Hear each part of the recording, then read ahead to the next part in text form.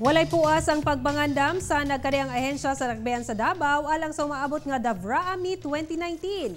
Hugot nga gitutukan ang seguridad, trapiko, venues, pagkaon ug uban pa. Nakatutok si Sheila Vergara Rubio.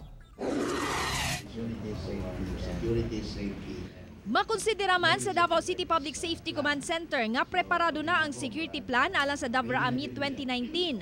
Apan wala gihapoy hunong ang ilang mga coordinating conference aron masiguro ang kalampusan sa aktibidad.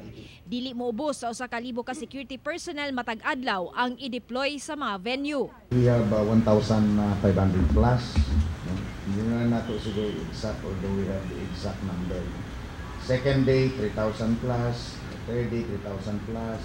3,000 plus, 3,000 plus, 3,000 plus, and 1,000 plus. Aside from that, we have also personnel from the MAC, no? Intended for the MAC, yung Multi-Agency Coordinating Center, mga 84. All in all, kung i-total mo is 15,845 lahat. But, again, 18,845. Hugot usab ang pagpangandam sa DepEd sa kapin 20 ka matulungaan ug barangay gym. Di ni pahigayon ang mga dula. 17 ka matulungaan asa matulog ang mga atleta ug uban pa. Gibana-bana ang moabot sa 8,000 ka partisipante ang maong aktibidad. All preparations have been in place and also the necessary support that the DepEd will have to prepare in order that the 2019 Davraa will be a success. Hugot usab nga gitutukan ang proteksyon sa mga partisipante nga makalikay sa food poisoning ug dengue.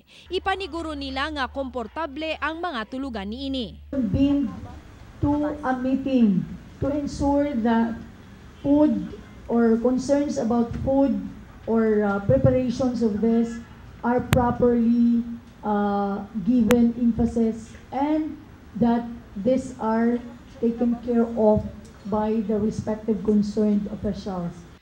Kauban si Jojo Solarte sa kamera. Ako si Sheila Vergara Rubio para sa One Mindanao.